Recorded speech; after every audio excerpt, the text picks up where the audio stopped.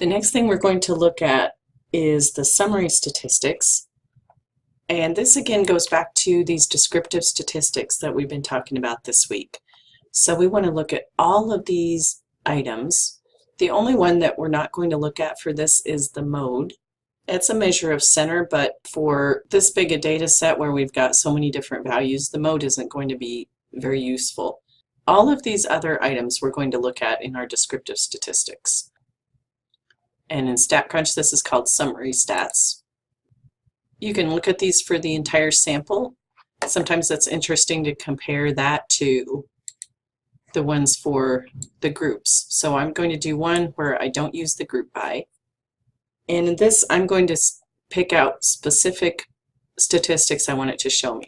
It will automatically give me this list that has some things in it that I don't really care about, like the variance and the standard error, and it is leaving out some of the things I do want to see. So I'm going to pick specific ones from this. I want the n, which is just the number in that group. I want the mean.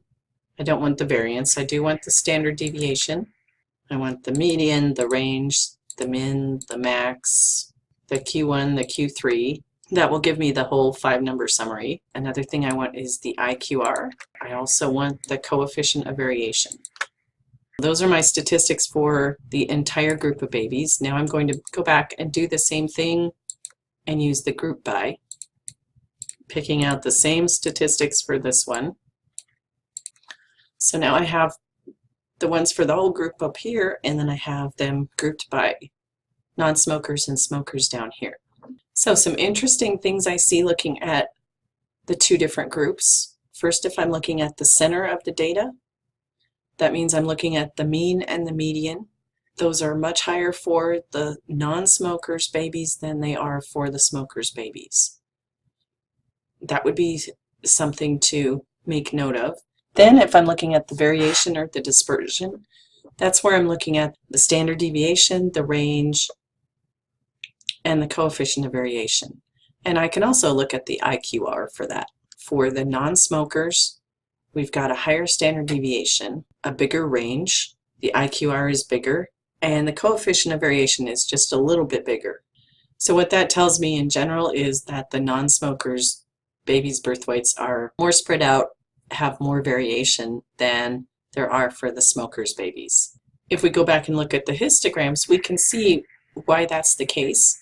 It was because the smokers had this one class that had a lot of the babies in it.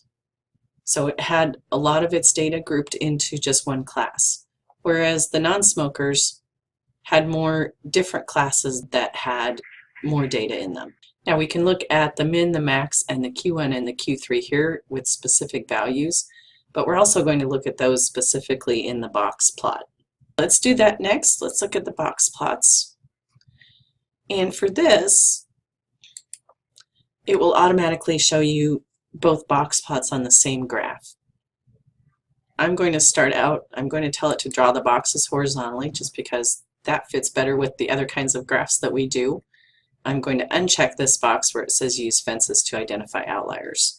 So here are my box plots. This is a really nice graph to do for quantitative data. Looking at this graph, we can see where the two ends of the data are for each of the two different groups.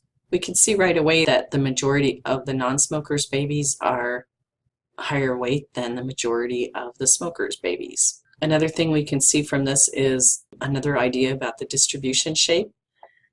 This box plot down here looks very symmetrical. The median, which is the line in the middle of the box, is almost exactly in the middle of the box.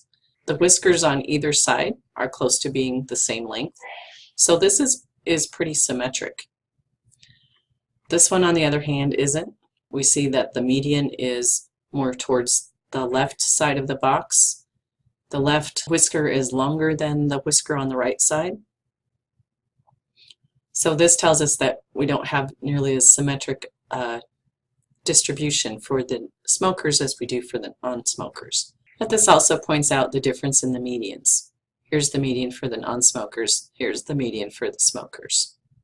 Now another thing we can do with box plots is we can look for outliers or extreme values. And this measures them in a little different way than some other things that we talk about. But to do this on the graph, we have to go back and tell it to use fences to identify outliers. This gives us a little bit different picture, but it marks the ones that it would consider outliers based on the IQR. So when we do that, this gives us just one outlier, and that would be the low birth weight baby for the smokers.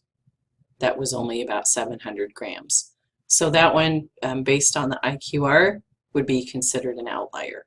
The non-smokers didn't have any outlier in their group. And one other thing with the box plots, when we looked at the IQR for the two different groups, notice the IQR for the non-smokers was much higher than it was for the smokers. When you're looking at the box plot, that's the width of the box. The non-smoker's box is much wider than the smoker's box. And that box in the box plots tells us where 50% of the data is. So this would be 50% of the baby's weights in this one are between 2,495 and 3,629. The fact that this is a wider box tells us that this data is a little bit more spread out than this data. Now that we have all of this information, what we want to do is look at analyzing it. And we've talked about a lot of these important features already, but these are the types of things that you want to look for when you're trying to analyze data. We look for things like the classes with the highest and lowest frequencies. We talked about that when we looked at our histograms and the frequency tables. You want to look at the center of the data, the mean and the median. Look at the variation or the dispersion in the data. Those were things like the standard deviation, the range, the IQR, and the coefficient of variation. We looked at outliers and extreme values. One thing we didn't talk about was gaps in the data. If we go back and look at the histograms, we really didn't see any gaps in this data. A gap would be one class that didn't have anything in it, and then a class above or below that that did have something. That would be considered a gap. But that's not something that we saw in this data.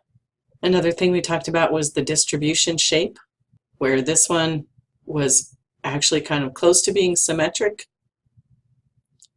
We looked at the histograms and we looked at the box plots for that. This one is kind of hard to tell what you would call that. It was a little bit more obvious with the box plots. So this one looks more symmetric. This one looks like it might be skewed to the left a little bit because we have this outlier over here and because our whisker on this side was longer. And then the main thing, if you're trying to compare data for two different groups, is to look for similarities and differences between the groups. We talked about several different things that were different about the two groups. We didn't talk too much about the similarities. One similarity would be that the means and the medians were both very close together for both groups. So all of these things are what I would call important features in the data. When I ask you to analyze your data for the tigers, since you'll be looking at quantitative variables, these are the kinds of things I'll be asking you to look for. And then another thing that you want to think about is anything that really stands out about the data.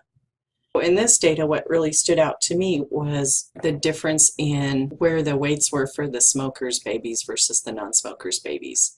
So the fact that the smokers' babies had this really high bar that was so much lower than the highest frequency bar for the non-smokers. That was one thing that really stood out. And the fact that this highest frequency bar for the smokers would be ones who are considered low birth weight. And then you also want to look for unusual features. Those would be things like major outliers, really extreme values, big gaps, situations where you have two distinct groups that show up on a histogram. And then when we talk about looking for stories in the data, the idea behind that is, what is this really telling us? What is it saying about the smokers' babies versus the non-smokers' babies?